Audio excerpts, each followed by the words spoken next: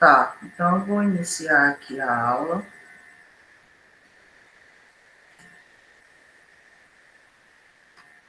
Tá aparecendo o slide?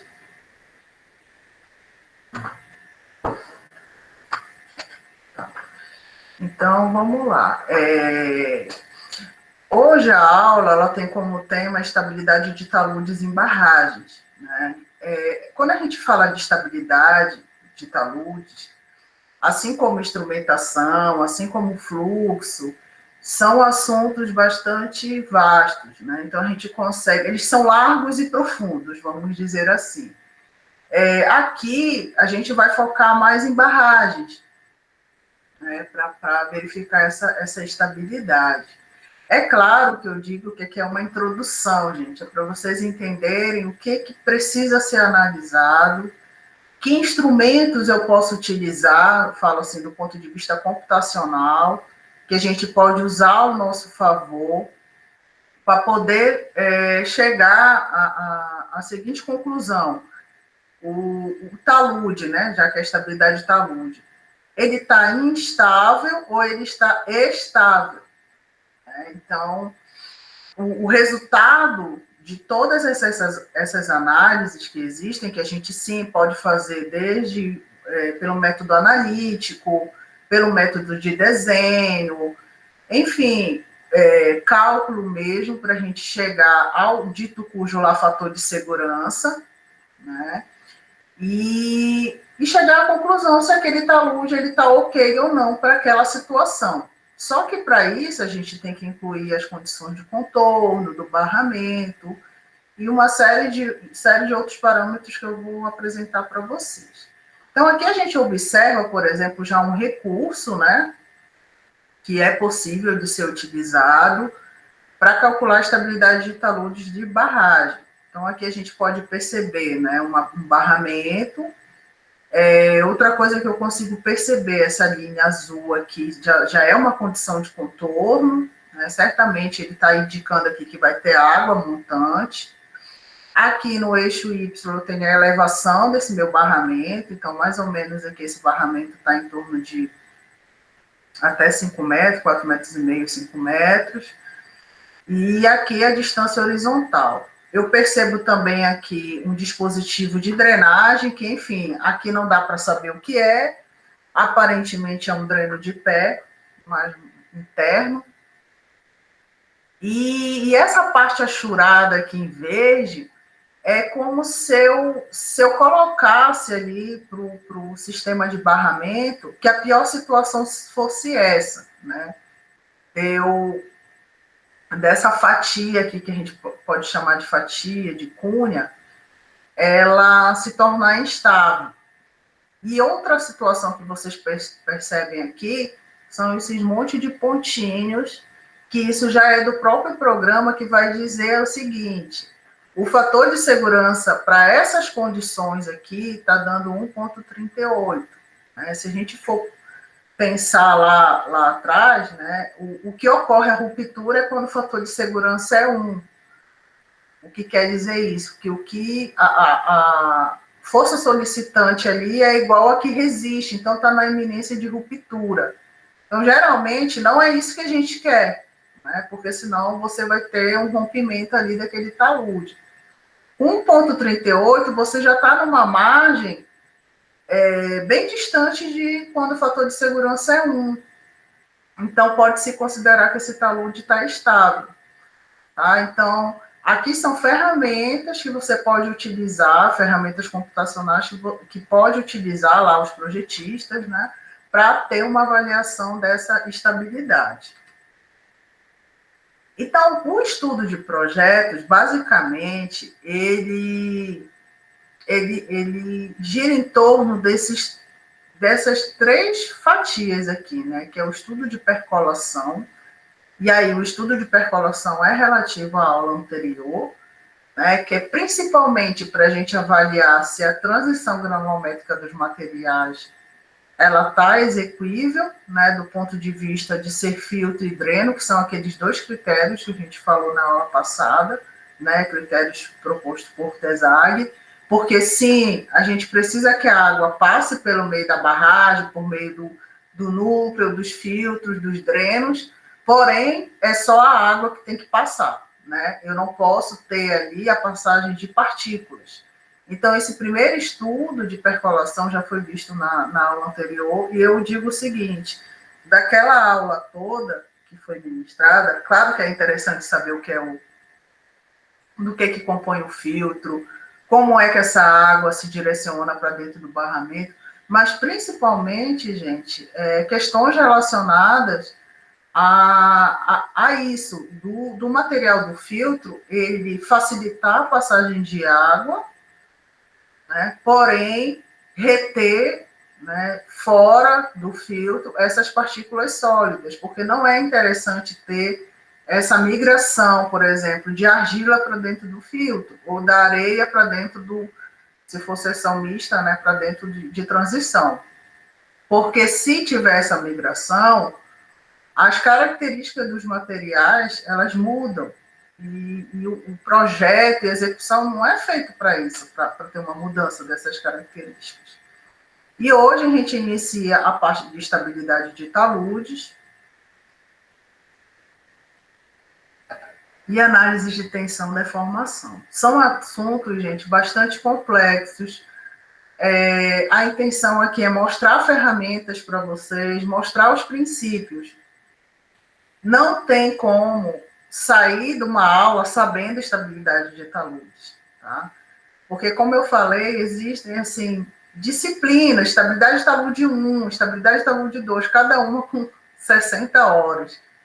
Então, não tem como vocês saírem daqui sabendo tudo de estabilidade de taludes. Né? A intenção é justamente ir construindo isso ao longo do tempo mesmo, porque senão não há como passar toda essa ementa, né? Não digo ementa da nossa disciplina, mas dessa parte de estabilidade. Está ruim a conexão? Ah, tá, o Caio que está ruim. Então, olha só, como é que funciona, né, essa questão da estabilidade? Bom, basicamente, a estabilidade ela nunca é feita sozinha. Né? Eu vou calcular a estabilidade de talude sozinha, eu não vou levar em consideração a percolação ou a tensão. Só que para barragens, tudo está acontecendo ao mesmo tempo. Né? Está acontecendo a partir do momento que você começa a encher o reservatório e essa água começa a encostar, né, no talude de montante, eu começo a ter ali um fluxo, ainda muito tímido, porque está em fase de enchimento. Né? Então, até consagrar aquele reservatório naquela cota, isso demanda tempo. Então, tem enchimento que dura 50 dias, 60 dias, até estabilizar. Da feita que estabilizar, se começa a fazer também um estudo de percolação, né? Como é que essa água vai se comportar no meio daquele barramento. Assim como uma análise de tensão e deformação. Porque se a gente for ver, a barragem ela é feita em camadinhas, como eu sempre comentei com vocês. Né? Camadas de 20 centímetros, por exemplo, de solo, de transição já pode ser 40 centímetros. Então, ao longo do tempo que esse barramento ele vai sendo construído, e é durante muito tempo, essa análise de tensão e deformação ela vai se modificando, porque eu vou incluindo mais peso, consequentemente, a tensão muda e o que o material de baixo, vamos dizer assim, vai começar a sentir é diferente. Porque uma coisa é eu ter um aterro de 10 metros, outra coisa é ter um de 50. Então, essa análise de tensão e deformação, ela é feita ao longo do tempo. E aí, eu já incluo, por exemplo, para a gente começar a fazer um link, como é feito esse estudo de percolação e tensão e deformação. Muitas vezes, gente, tem que ser feito pela própria obra que está sendo construída. Então, por isso que é necessária a parte da instrumentação. Então, tem instrumentos específicos para eu avaliar justamente a percolação. Né? Porque o que vai interferir a percolação num barramento? ela tem interferência, ela vai ser correlacionada diretamente à pressão de água dentro do barramento. Né? Então, por exemplo, se eu tenho um acúmulo de água por algum motivo na montante, é porque está tendo algum problema no filtro. E com a inclusão do instrumento, né, que o mais conhecido é o piezômetro para avaliar essa parte da pressão de água, né, que pode ser chamado também de poropressão ou pressão neutra, ele é fundamental para eu ter um estudo, né, ao longo de toda a construção dessa pressão de água no barramento. Então, a estabilidade, ela está, sim, relacionada à poropressão. Tá? Uma outra análise que é tão importante quanto é a tensão deformação. E aí eu já vou ter instrumentos específicos para analisar a tensão deformação. Algo importante é entender que esse estudo, né, de tensão deformação é do maciço, né, no caso do aterro compactado, do filtro, das transições, mas também da fundação. Então, tanto a percolação quanto a tensão deformação, é importante que sejam inseridos instrumentos desde a fundação, para avaliar recalque, por exemplo, no caso da tensão deformação. Então, por exemplo, tem um instrumento que são os medidores de recalque. Eles são instalados desde a fundação até a crista da barragem, para você avaliar ao longo de toda a altura daquela barragem como é que ela está se comportando em termos de tensão deformação. Se com aquela tensão aplicada, que resposta o meu solo, a minha fundação, as minhas transições estão tendo, tá? Então, por exemplo, falando um pouco dos modos e mecanismos de ruptura, basicamente eu tenho esses tipos, né, de tipos de ruptura. Então, por exemplo, quando eu tenho a superfície de ruptura, seja no maciço, né, que é onde tem o aterro, ou na fundação, eu tenho esses três tipos de ruptura. Eu tenho uma ruptura local, né, que a gente consegue perceber que não é nada que vá assim, comprometer a estabilidade global da barragem. Porém, gente, eu já adianto aqui que qualquer ruptura, por mais mínima que seja, ela é preocupante. Ela começa a você começar a desconfiar da credibilidade daquele projeto, daquela execução. Então, gera-se, sim, uma inquietação, né, por parte de quem está fiscalizando, por parte do dono da obra. E aí, existem outras sugestões dadas pela literatura relacionada a que tipo de ruptura pode ter, dependendo do tipo de material. Então, vamos pensar assim. Quando o material ele tem predominância coesiva, né, e a palavra coesão tem muito a ver com argila, né, sempre a gente pensar que coesão tem a ver com argila e coeficiente de atrito já tem a ver com o quê? Com areia. Então, quando você tem ali eminentemente só mais a argila, que é uma predominância coesiva, a ruptura ela tende a ser profunda e circular. Né? Então, o formato da ruptura, isso daí tem a ver com o formato da ruptura. Agora, quando esse material já é predominantemente arenoso ou pedregulhoso, a ruptura ela já é mais superficial ou planar, que se chama. Tá? Agora, em materiais homogêneos, né, então tendo um solo que foi muito meio homogeneizado, aí já vou ter uma ruptura circular. Tá? Dentre essas que a gente está vendo aqui no desenho, eu acho que de longe já se percebe qual seria a pior, que é a ruptura global. Porque primeiro que ela pega grande parte do maciço, né, da barragem, e ela compromete a fundação. Então, imagine o que significa, né, essa linha. É que dessa linha para cima aqui, ó, isso tudo vai desmoronar, isso tudo vai romper. Então, eu não vou ter mais uma barragem em pé. Né? Assim como essa ruptura de pé também, ela não é uma coisa boa, porque eu vou comprometer praticamente um terço da barragem. Então, é de se assustar esse tipo de ruptura. A local é que eu falei que, por mais que seja um pouco mais branda, ela é uma ruptura.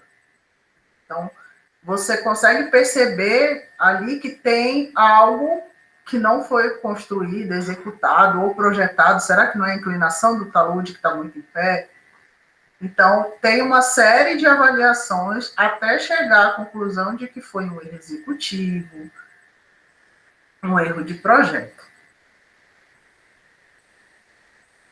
Outra situação que é mais provável, né, que ocorra esse tipo de ruptura, no caso superfície de contato, é quando eu tenho materiais com diferenças muito grandes em termos de resistência.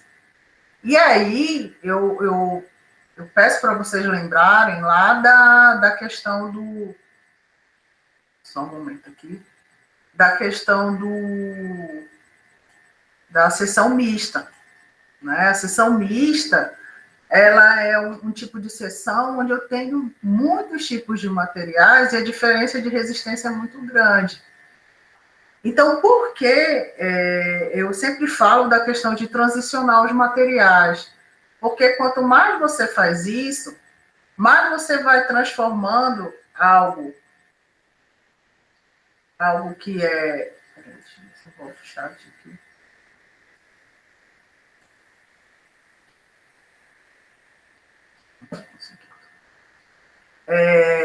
Algo que era muito distante de um material com outro, você vai amenizando isso ao longo de todo aquele trecho ali daquele barramento, tá? Outra coisa é em relação à superfície de ruptura pelo material mais frágil. Então, vamos supor, se eu tenho um solo, né, argiloso e eu tenho uma rocha, um pedregulho ou uma transição, o material mais frágil que eu tenho ali continua sendo solo, quando eu comparo, por exemplo, com uma rocha, tá? Algum caso especial também são os taludes de areia. Então, o talude formado só por areia, a gente consegue perceber que ele não é tão instável assim. Ele não é tão estável assim. Porque ele não tem justamente aquela liga, né, que a gente chama de coesão, que já existe no solo argiloso. Eu não estou vendo o chat.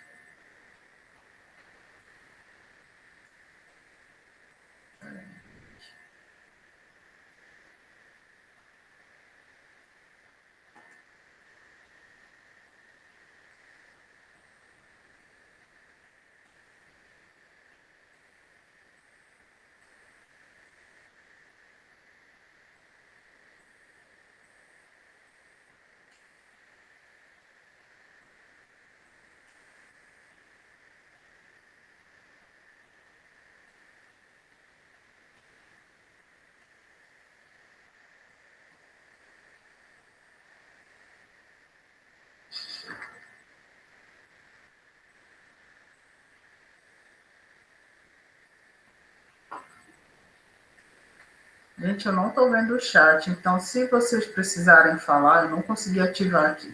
Se vocês precisarem falar, pode usar esse recurso de levantar a mão, e aí eu vou conseguir responder. Vocês estão vendo o slide, né? Tá tudo certo.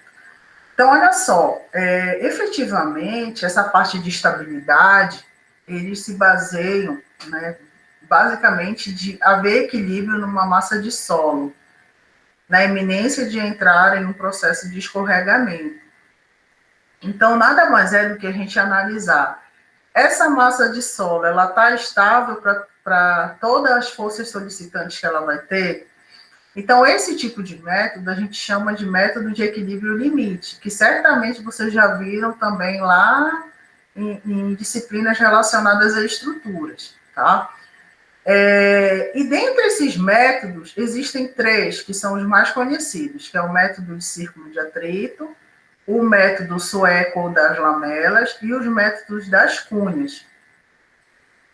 Eu vou dar foco para esse método sueco das lamelas, Tá? E dentre esses métodos, ainda se tem vários autores, né, que criaram os seus próprios métodos, mas a base continua sendo lá das premissas obtidas por esse método sueco das lamelas. Então, o que, que acontece? Nas grandes empresas do Brasil e do mundo, quando eles fazem projetos de barragem, eles têm que basicamente analisar a percolação, a estabilidade e o estado de tensão-deformação. Então, para analisar a estabilidade, eles usam esse método de lamelas, tá? E o método de Felenius, Bishop e Morgenthau-Price, eles também, assim, variam, os escritórios variam quais eles utilizam.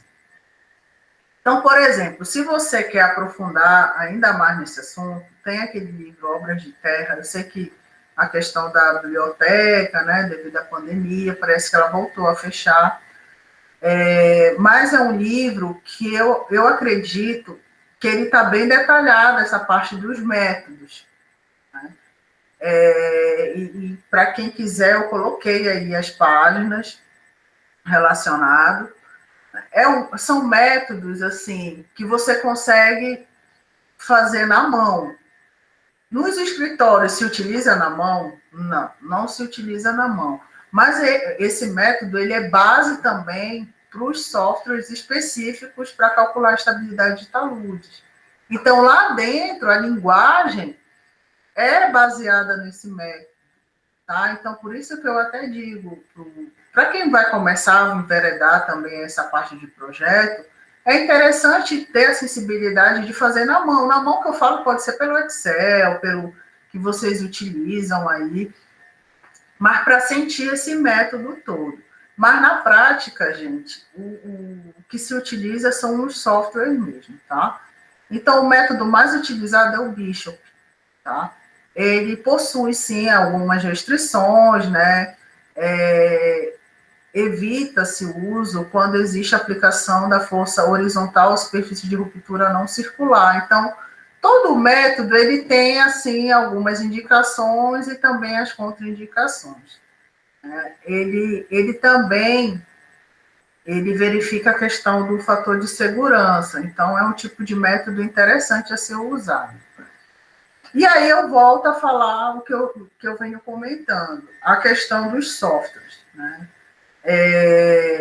O que eu percebo muitas vezes? Que o aluno, ele parte direto para o software. Então, ele não faz aquela primeira parte. Qual é a primeira parte? De pegar um método de estabilidade, pegar uma situação de um barramento e calcular a estabilidade, por exemplo, de um talude via o método de Bishop na mão. Né? Então, ele parte logo no caso, o que é mais conhecido é o slope. Né? O slope é da família lá do CIPW, que eu falei para vocês, que é relacionado ao fluxo de barragem. Né? Então, aqui se percebe, com a inclusão de uma seção de barragem, né? Aparentemente ela é seção homogênea, tem um filtro vertical e horizontal. E aqui é interessante essa foto, porque é justamente o que se faz dentro do slope, que eu seleciono por meio de uma janela o que eu quero analisar a estabilidade. Então, ele está pegando um pouco do pé do barramento, o filtro e a fundação. E a partir do momento que eu abro essa janela, cria-se essa malha aqui, que é o que vai me dar o valor o valor do fator de segurança.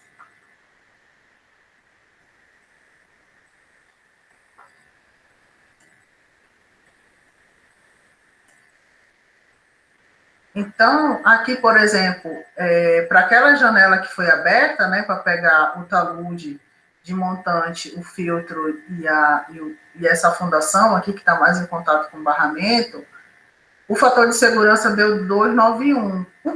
Que resposta quer me dizer isso? Que o que eu dimensionei de material, né, para esse talude de montante, as características geotécnicas dele, de resistência, de adensamento, de permeabilidade, está condizente. A inclinação do talude também está condizente com o material e com toda a tensão que ele vai receber. A espessura do meu filtro vertical está ok. Os parâmetros da minha fundação também. Então, é um tipo de barramento que eu tenho que ficar tranquilo em relação à estabilidade. Né? Outra coisa que o slope ele também favorece é que ao longo da distância, aqui no caso eu acredito que seja a distância horizontal, eu também tenho um valor de pressão neutra. Por que eu estou falando isso para vocês? Porque a gente não sabe com que vocês vão trabalhar no futuro. Então, por exemplo, para quem se interessar no assunto, se futuramente vocês forem, né, trabalhar na parte com a Vale, com empresas grandes de barramento, independente de ser barragem de terra, barragem de seção mista, ou uma barragem para geração de energia, ou para acomodação de rejeito, essas análises elas não mudam. E esses softwares também não. É porque são softwares que são utilizados em todos os escritórios. Então, vocês já vão saber que no slope vocês vão ter resposta de poropressão, vocês vão ter resposta de percolação, vocês vão ter resposta de estabilidade. Então, aqui, o que se percebe? Se a gente for imaginar aquele barramento, tem uma hora que essa pressão está muito elevada. Certamente é porque está para chegar no filtro vertical. E a partir do momento que entra no filtro vertical, há uma dissipação da poropressão. E, consequentemente, ela começa a descer a praticamente zero, que é lá no filtro horizontal. Então, esse tipo de análise é muito interessante. Aqui eu peguei um exemplo, né, de encosta, mas poderia ser um barramento. Então, o que se percebe aqui? Assim, a olho, eu já consigo perceber que essa inclinação de talude, que tem muito a ver com estabilidade de talude, ela está muito íngreme. Né? E aí já se começa a perceber que está na iminência de uma ruptura. E quando você lança, né, os parâmetros da fundação, do aterro e as inclinações, vem à tona justamente o que foi o visual. Então, até treinar o olho é interessante para esse tipo de situação. Então, aqui eu estou na iminência da ruptura. Por quê? Porque meu fator de segurança aqui está 1.096.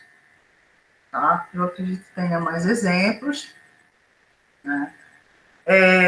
Aqui, por exemplo, a gente pode perceber a mesma encosta, só que eu quis analisar só o aterro. Então, para ocorrer esse tipo de ruptura, está na iminência. Agora, quando eu incluo uma análise, né, para romper tudo, aterro mais fundação, o meu fator de segurança ele aumenta. Por quê? Porque é menos improvável.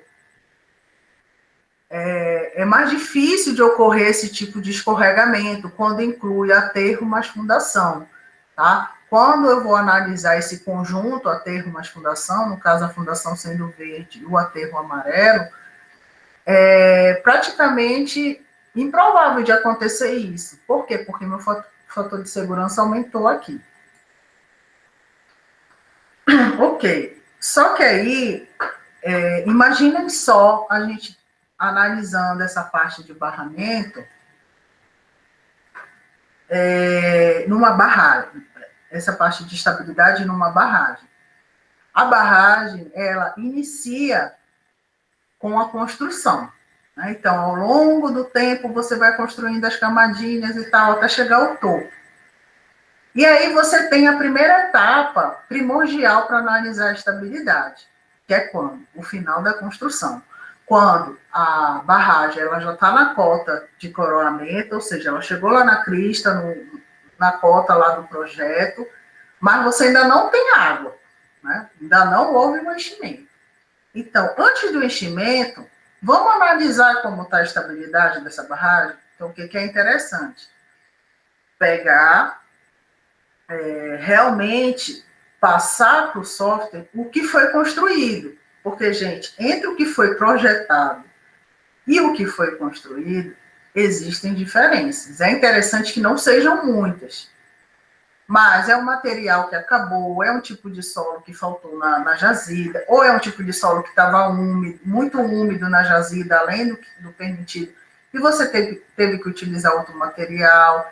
É uma rocha que começou a ficar muito fraturada e teve que modificar ao longo da construção. Isso tudo é feito registros ao longo da barragem, da construção da barragem.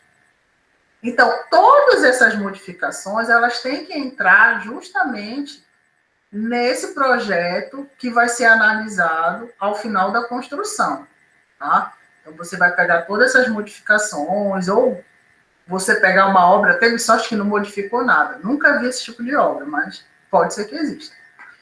Aí você vai lançar no Slope ou no G5, GO5, tá? Para analisar a estabilidade.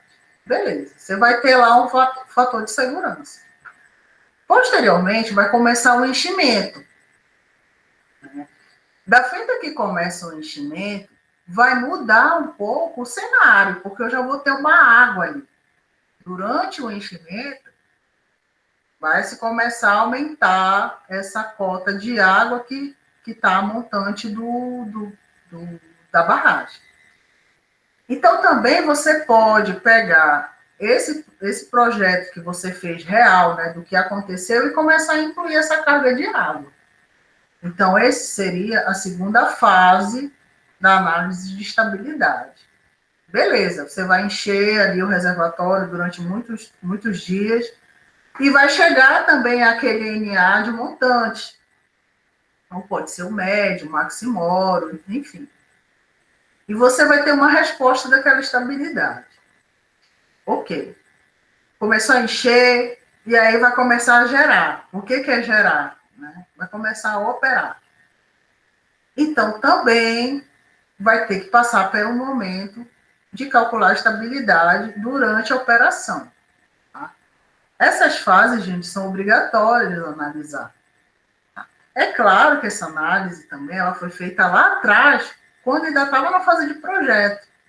Só que, como eu falei, durante a construção, muita coisa vai mudando. Por isso que você tem que atualizar todas essas análises de estabilidade. E aí, tem uma situação que a gente diz que é uma das mais críticas, que é do rebaixamento rápido. O que é isso? É quando o meu reservatório, por exemplo, ele está ali numa cota 97 metros, e por algum motivo, enfim, o reservatório encontrou uma fuga que não foi estudada, algum dique, nossa, não gosto nem de pensar nisso, algum dique, enfim, ele teve um acidente de barragem, entendeu?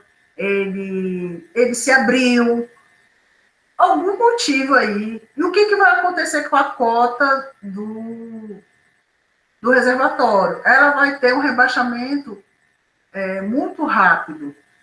E o talude lá da análise que a gente está fazendo da específica barragem vai dizer assim, o que aconteceu? Então, também tem que verificar a estabilidade nesse momento de rebaixamento rápido. Então, uma cota que era 97 foi para 50.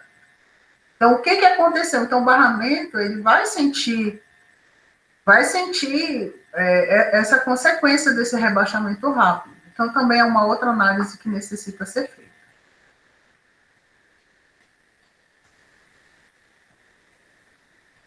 Tá. Aqui, o que eu quero comentar com vocês? Tem situações que a gente vai envolver os dois taludes na hora de calcular essa estabilidade. Tá? Então, vamos pensar. Quando eu estou no final da construção, né, ainda não tenho água, estou no final da construção. O que a gente tem que pensar? Que o maciço, o aterro, ele ainda não teve tempo de adensar. Vamos lembrar lá o que é adensar. O compactar, que é o que a gente faz ao longo de todo o período do barramento, da construção, eu estou compactando camadinhas, seja de solo, de enrocamento, enfim, de filtro. Eu estou compactando, então eu estou expulsando a água dos vazios. Quando eu falo adensar, primeiro eu já tenho que pensar. Adensar é diferente de compactar. Eu já vou ter o quê? A expulsão dos vazios. Vou ter a expulsão dos vazios, do ar dos vazios, desculpa, e não da água. E, consequentemente, quando eu adenso, há um pequeno recalque, ou um grande recalque, depende. Né? E aí, eu tenho que analisar, né, esse barramento, que, ao final da construção, ele vai ter um comportamento não adensado e não drenado. Né? Porque, enfim, não teve tempo de adensar. Então, os parâmetros de resistência que eu vou ter de cada material, obtido lá no ensaio de triaxial, ele vai ser justamente esse, não adensado e não drenado. Tá? E para o final da construção, é feita a análise dos taludes de montante e dos taludes de jusante, tá? No final da construção. Eu vou entrar com todas as modificações que ocorreram ao longo da obra, mas não vai ter a água aqui a montante. No final da construção, ainda não houve um enchimento. E o fator de segurança mínimo é 1,3. Então, no momento que eu adicionar todas as características dos materiais, dos espaldares, de montante, jusante, núcleo, filtro, as modificações, a fundação, qual é o tipo, qual é a granulometria, qual é a resistência, todos os parâmetros que esses softwares eles obrigam a gente a colocar, e é interessante ser obrigado e colocar as propriedades realmente reais do que foi executado no campo. Esse fator de segurança ele tem que dar no mínimo 1,3 para você ter situações de estabilidade. Não é? Estabilidade. Aí a gente vai passar agora, né, depois da fase final da construção, o que que vem? Fase de enchimento. Né? Então, durante a fase de enchimento, o meu material também ainda não teve tempo de adensar e tem pouca drenagem ou nada de drenagem. Então, mais uma vez, eu vou entrar na questão de usar, né, os parâmetros de não adensado e não drenado. No momento do enchimento, há necessidade de calcular a estabilidade de jusante? Não. Porque o enchimento ele vai ocorrer no reservatório, né, encostar onde? No talude de montante. Então, por isso que eu vou analisar somente de montante. Ah, mas você quer analisar de jusante? Beleza, pode analisar. Mas não há questionamento quanto de jusante na fase de enchimento. E aí, esse fator de segurança, ele passa a ser considerado como de 1,25 a 1,30, tá? O mínimo. E aí vem uma questão, que essa análise, né, ela começou a ficar em desuso. E por que começou a ficar em desuso esse enchimento? Apesar que eu, Rafaela, continuo fazendo esse tipo de análise, eu acho interessante. Porque a água, gente, ela atua como elemento estabilizador da barragem. Ela não só pressiona, ela dá um peso ali para todo aquele talude ficar fincado no chão, tá? Fincado na fundação. Então, muitos autores, aí, se a gente for ler do professor Paulo Cruz, né, sem barragem brasileira, eles não fazem esse tipo de enchimento, esse tipo de análise. Por quê? Porque é uma literatura um pouco mais antiga. Mas, por exemplo, outros livros, né, até do professor, acho que é João Francisco, de estabilidade, de instrumentação, ele comenta um pouco dessa questão. Será que é uma análise em desuso? Tá? Então, é interessante dar uma olhada. Agora a gente vai para a fase de operação. Então, vamos entender. Saímos do final da construção, fomos para a fase de enchimento e agora a fase de operação. Quando eu chego na fase de operação, o que acontece? A obra ela já foi construída. O maciço, já teve tempo de adensar, né? Como eu já tenho aqui água montante, já se tem aqui a linha freática, as redes de fluxo, né? Isso tudo já foi estabelecido. Então, os parâmetros também que eu vou entrar lá para minha análise de estabilidade, já vai ser o ensaio que a gente chama de CD, né? Que é o ensaio que ele já foi consolidado, ou seja, ele já teve o adensamento do material, e nesse momento eu tenho drenagem também. Então, eu vou estar simulando justamente o que ocorre na prática, né? Lá no meu barramento. A barragem ela já foi adensada, porque ela está muito tempo construída, né? Teve todo o período final da construção, enchimento, então já teve tempo para isso. E agora os filtros vão começar a funcionar. Por que eles vão começar a funcionar? Porque eu já tenho água montante. Então, essa figura é interessante, porque eu consigo mostrar justamente o que eu falei. Esse monte de água aqui, ele dá peso para fincar esse talude de montante na fundação. Então, por isso que ele funciona como um agente estabilizador, tá? E a literatura fala o seguinte, por isso é que eu vou fazer uma análise no talude de jusante. E o meu fator de segurança para essa fase tem que ser no mínimo 1,5. Ah, e se der menos? Está dizendo que o seu talude de jusante ele tá instável. Nossa, e o que eu tenho que fazer? Bom, a jusante você pode fazer tudo, até construir outro barramento. Então, para vocês terem uma ideia, ninguém vai construir outro barramento que é muito caro. Mas você pode lançar a mão de abater mais a inclinação do talude, melhorar, colocar bermas de estabilização, que a gente vai ver um pouco mais na frente.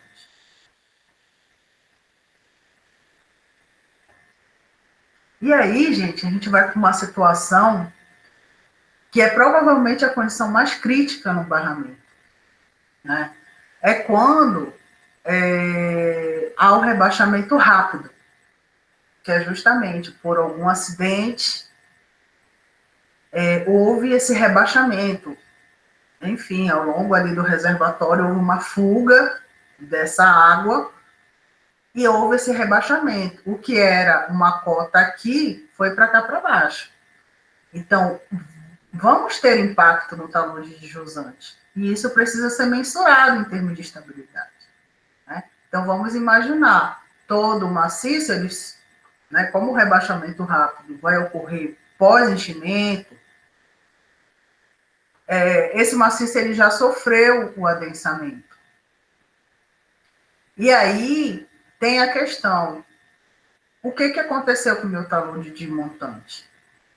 Então, por isso que é importante analisar a estabilidade dele. Quando esse rebaixamento ele é total, o fator de segurança tem que ser no mínimo 1,1. Se ele for parcial, 1,3. Tá? Isso tudo, gente, são dados da literatura. E aí, aqui tem um resumão de tudo que se fala, né, em termos de fases, final da construção, enchimento, operação, rebaixamento, que tipo de parâmetros eu vou utilizar, qual é o talude mais crítico em relação ao fator de segurança, tá? Tá. Aí a gente vai começar a ver algumas situações durante a construção. Então, basicamente, a gente viu onde essas análises precisam ser feitas, né, para que cenários, mas também tem a situação durante a construção.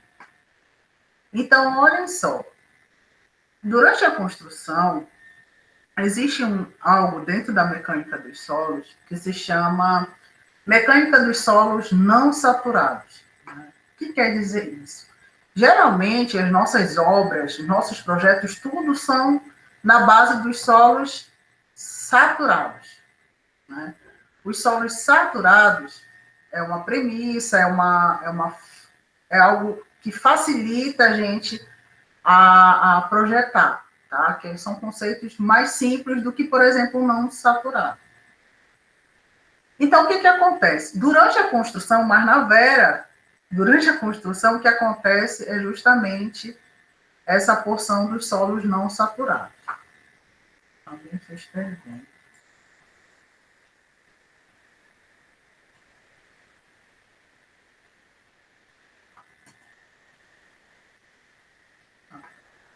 Eu acho que muita gente está com problema de conexão. Mas vocês estão me ouvindo bem?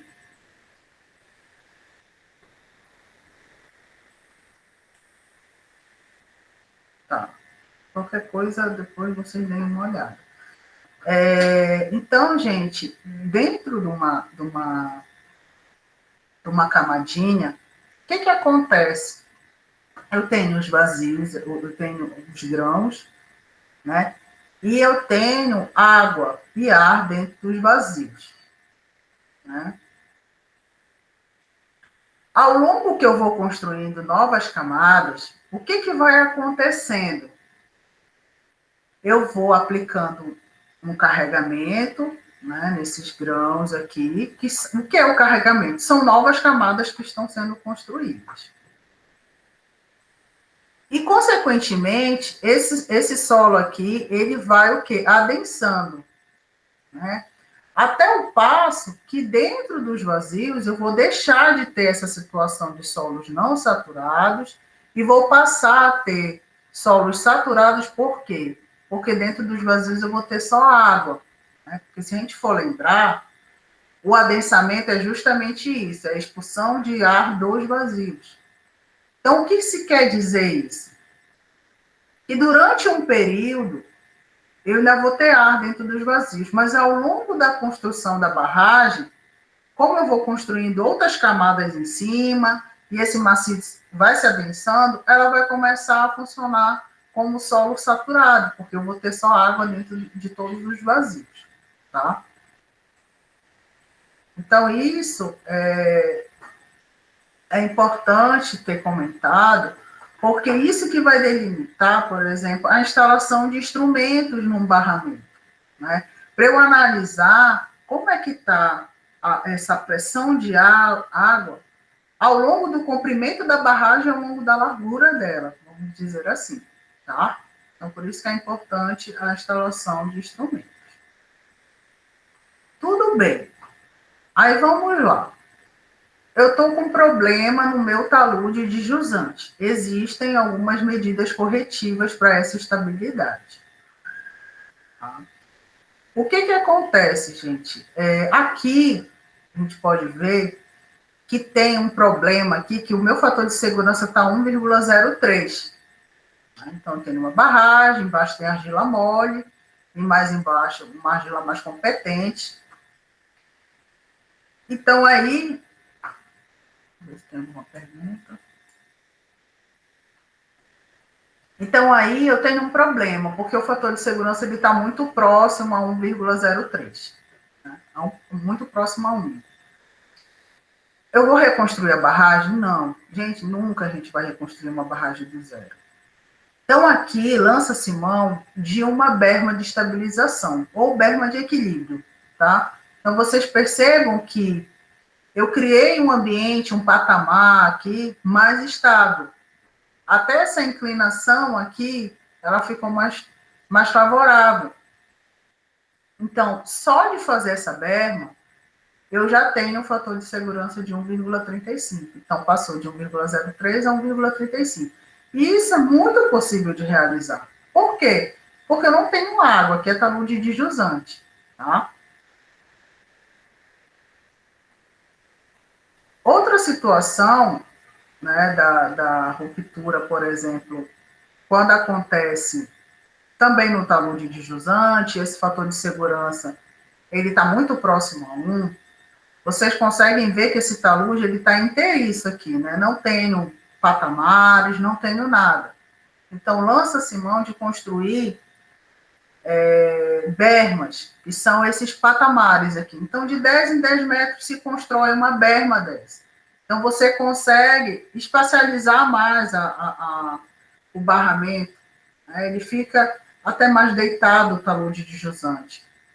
Então, isso é algo bom que vai te ajudar no fator de segurança. Construir essas bermas, tá? Eu sou totalmente a favor das bermas, por quê? Porque também auxilia na instalação de instrumentos, né? Como essas bermas, geralmente, elas têm que ter 4 metros de largura, facilita também a inspeção, tá? Então, você consegue chegar lá de carro, chegar lá de caminhonete, chegar a pé, enfim, consegue percorrer a pé aqui o talude, olhando para ver se não tem alguma surgência de água, se não tem algo estranho, tá? Ocorrendo ali. Aqui, ok. Tá, vou passar aqui. Aqui é mais relacionado a monitoramento e instrumentação.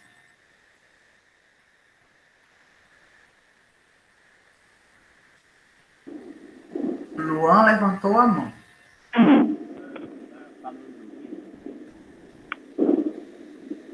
Tá meio baixo, mas fale aí.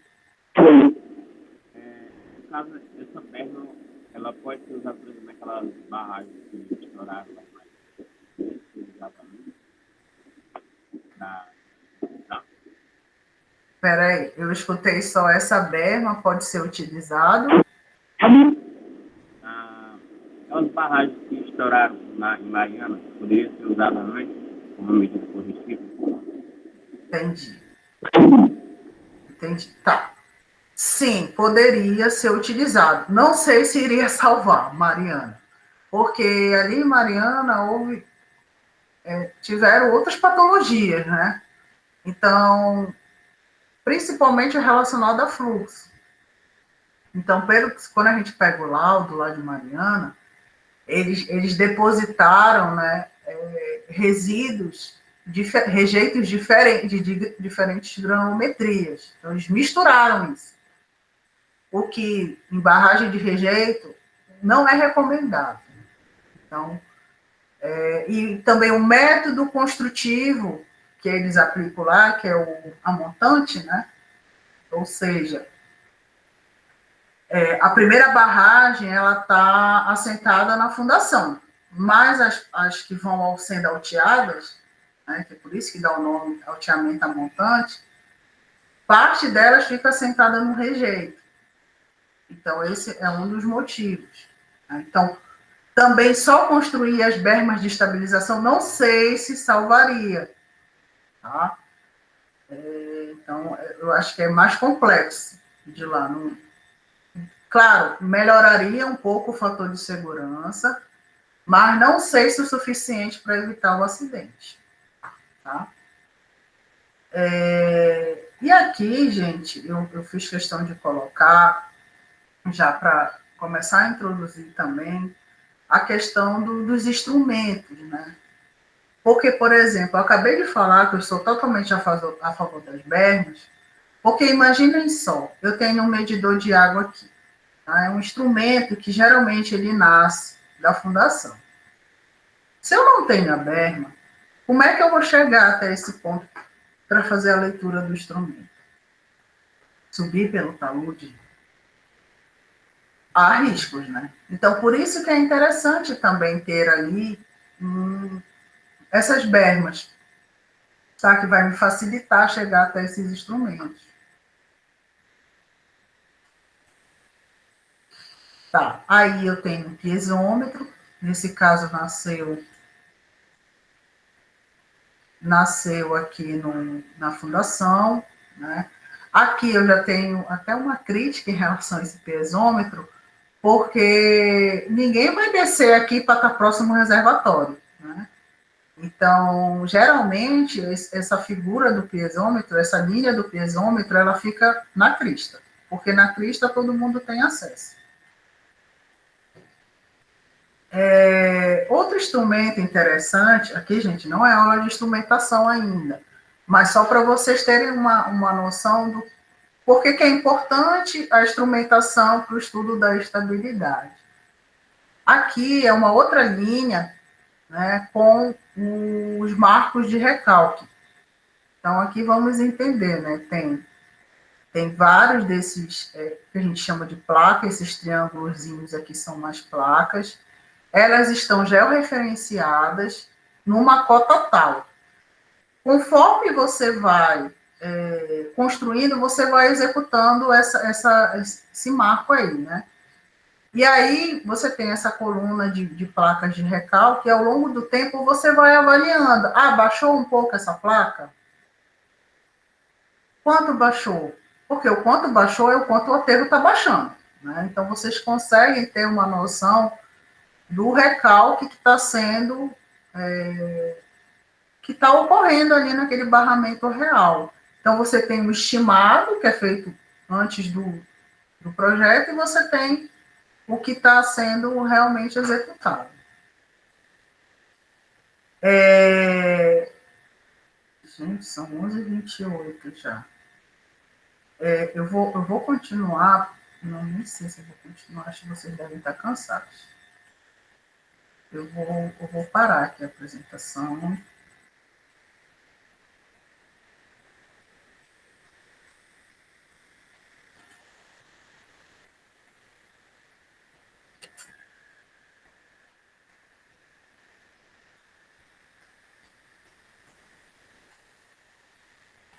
Agora, YouTube.